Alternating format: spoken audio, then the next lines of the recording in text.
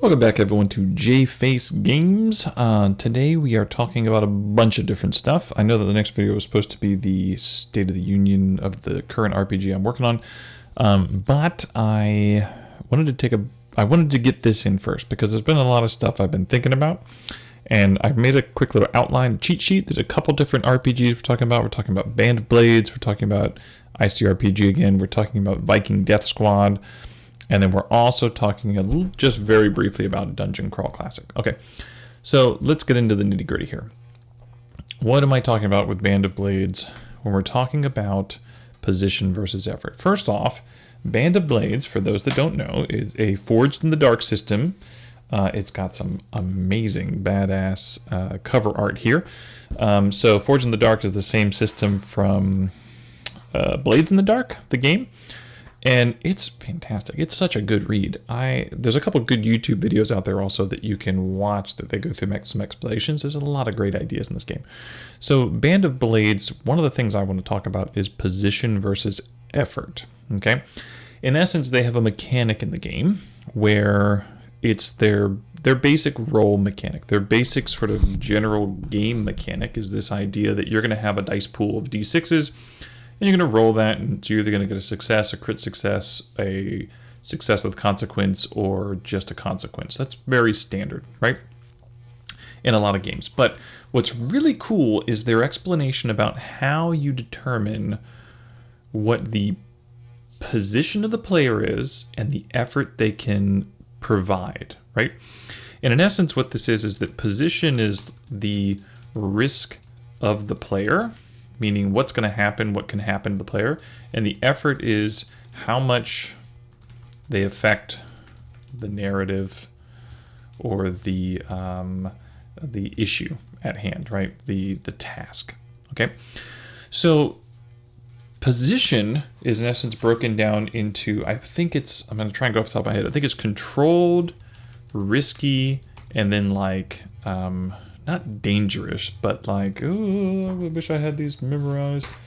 But it's like this is where you edit out the video because you look ridiculous. In essence, it is it's the scary one. Here it is, desperate. That's even better. The desperate, right? So pretty much what happens is like, if you can determine whether it's a controlled, risky, or desperate scenario, when they roll the dice, if they get a consequence, it lets you know how much of a consequence that is, right? If it's a controlled scenario, then like the consequence might be like minor harm, right? If it's a risky scenario, it could be like a harm, and if it's desperate, it could be a major harm. And that's just one thing. It could be other things. They give a lot of different examples of what consequences can be, but right off the bat, it's letting the player know what's at risk. And the way you determine that is purely based off of, well, they have a really cool mechanic for that, but for the most part, it's based off narrative, right? You're basing it off the narrative. And then effort is, in essence, either going to be limited, standard, or great. And they even say that there could be zero effort. Like you could also technically have zero, right? Just based on what the scenario calls for. So what's really cool is they talk about the way you figure out these two different things, because with these three variables for each, you in essence have like 9 different options: a controlled limited situation, a risky standard, a controlled standard, blah, blah, blah, blah, blah. They try and break it down into, you need to understand the potency of the situation, you need to understand the threat, and you need to understand the scale of the situation. And this is a very war game. And so scale is in essence like, what is the, like, are you outnumbered or are they outnumbered, or what's the just numbers, sheer numbers, right? From one side to the other. What's the scale? The potency is like, how powerful, like, do you have like, are you using like a Molotov cocktail? Are you just using a dagger? Are you using a +1 magical great, or like some sort of relic great axe, that kind of thing? And then threat is in essence sort of like your, I want to say like crit, like your CR in D&D is threat. Threat is like 1 to 3, and like if you're a rookie, you're a 1. If you are a a veteran of some sort, you're a 2, and if you can't be a 3, right? And then the monsters can be 1, 2, 3, and they can actually get to 4.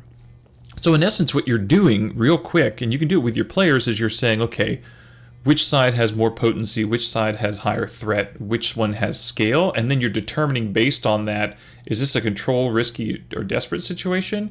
And do I think that based on what you're doing, are you going to have great effect, standard effect, or limited effect, right?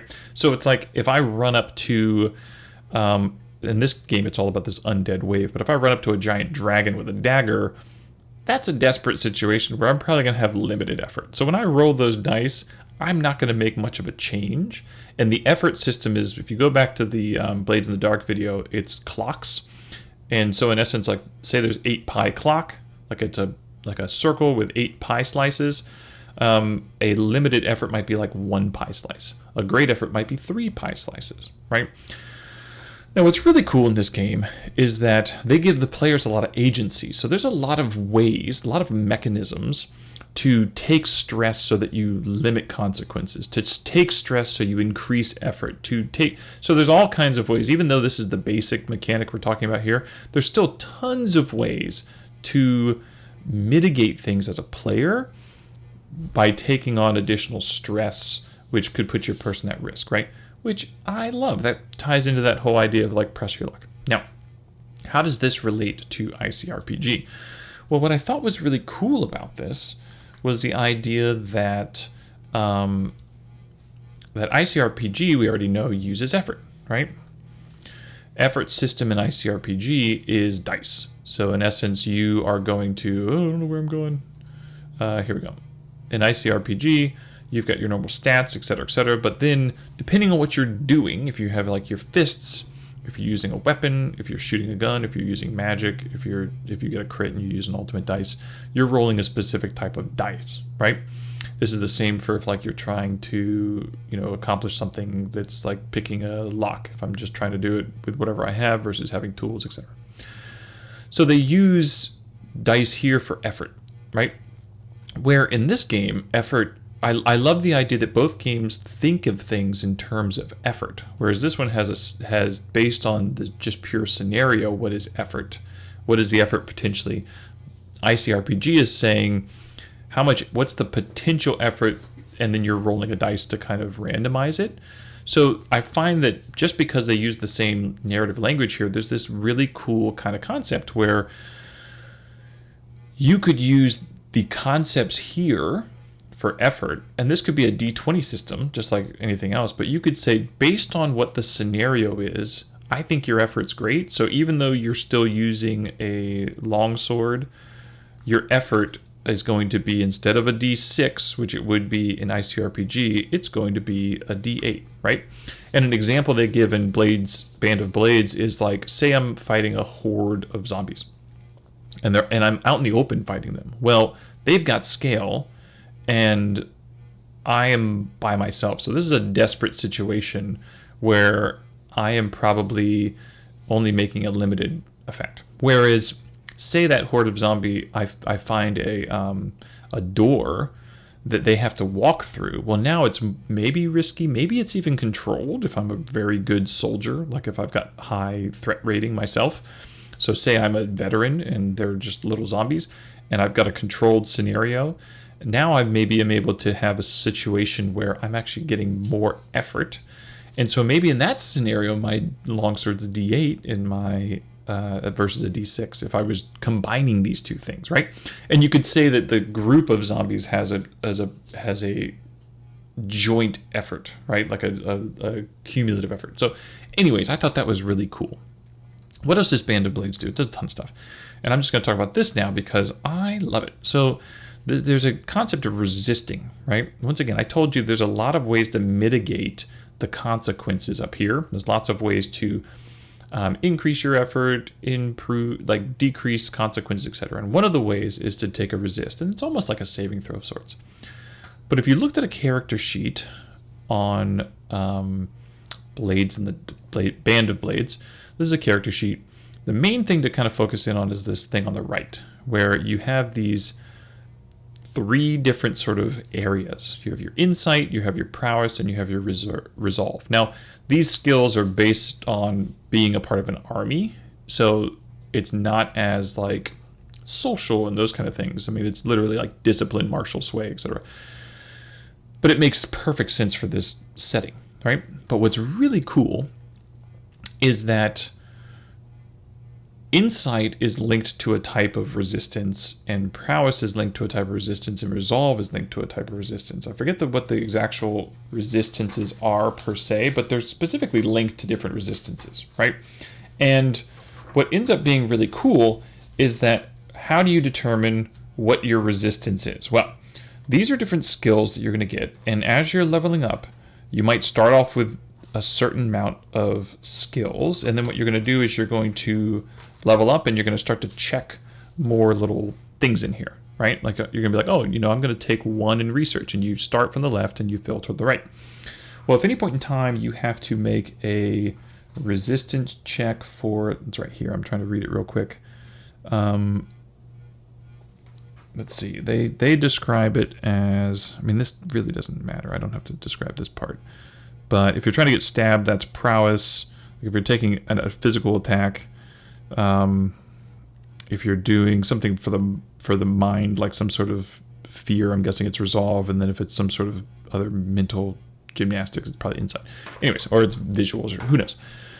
The idea is that your D6 pool that you're going to use to make your resistance check, which is the same sort of mechanic of you gather a dice pool of D6s, is based on how many boxes you have up and down in this first row, right? That's amazing, because what that does is it pays to be, you're going to have a better job of resisting things and having more agency and control over consequences if you are more well-rounded. But obviously you're not going to be as good of a shot if you're just like, if you put one in all four of these, you're going to be good at dealing with scenarios, jack of all trades, but you're maybe not the best at shooting someone when the chips are down, right? I love it. I absolutely love that idea. So already I'm trying to think of how does that fit and use the household skills that I looked at a little while ago. How do you make those household skills into good groups, which they already are, but fitting more with like fortitude, reflex, and will saves, etc. So I'm looking into that. Love that idea. Okay, so that's this. The idea of not forces you, choice, jack of all traits, and good at agency and control of consequences versus really good at specific stats. Right. Now, this ties into the concept that I have for Viking Death Squad. Viking Death Squad has a really cool concept where I'm not sure. I think ICRPG is the same guy who made ICRPG, and I think ICRPG is a much better game system. But I think Viking Death Squad has one really cool mechanic, and that's pretty much just this idea of he has two different dice rolling mechanics, right? Because he wants to invoke a different feeling depending on what you're doing. And I don't remember offhand exactly what the dice rolling mechanics are. One of them is like pure numbers they're all D6s, but one's you're trying to get accumulation of points on D6, and I think that's your attack. And then your save is more like the Eldritch Horror or Eldritch Horror the board game, or Descent the board game in essence, where what you're trying to do is roll D6s, and a save is X amount of 5 or greater, right? 5 or 6s. So you're trying to roll a D6, a pool of D6s, and you're trying to get these 5 or 6s. And so I think that's a nice little, whereas this mechanic here, you're seeing the mechanic is the exact same as the resolve mechanic, or this resist mechanic is the exact same as the position versus effort mechanic. It's all this roll a d6, try and get a 6 for crit or success, 2 6s for a crit success, a 5 or 4 for a success with consequence, and a 1, 2, or 3 gets you a consequence. As opposed to that, you can look at, well, you know what, maybe I'll do a different mechanic, and for that roll, I'm going to get 5d6s, and I'm looking for, there is a DC of you need 2 successes, which means I got to get a 5 or 6 on 2 of these 4 dice, right? So I like the idea that use a different mechanic. And currently the game we're working on use 2 dice mechanics. Now the nice thing about this is that it uses still uses d6s as opposed to using a completely different, like a d20 system here and then a d6 system here or something. And finally, that brings me to dice. Dungeon Crawl Classic. There's a lot of cool ideas in Dungeon Crawl Classic. I just started reading about it a little bit because my local game store has some stuff on it. But the main thing I thought was crazy with this game is that if we look on Kickstarter, Dungeon Crawl Classics, I think it's up currently. Whoa, I'm zoomed in. Let's see what pops up. No, it's not there. This is going to be yet another editing out. Dice Dungeon Crawl Classic. Yeah, here we go. This will be fine. Dungeon Crawl Classic. Look how many dice they have. I had no idea that this game system used a D3, D4, D5, D6, D7, D8, D10, D12, D14, D16, D20, D24, D30. What? Blew my mind when I saw, because it came up on Kickstarter and I was like, what the hell? And then this campaign had a D9 and a D11. I didn't even use those, but I started immediately going, what the hell does this mean? So I immediately went into Any Dice and I started looking at what would it mean to have that array of dice, and what was the average you roll on those dice? What was the maximum number you could roll?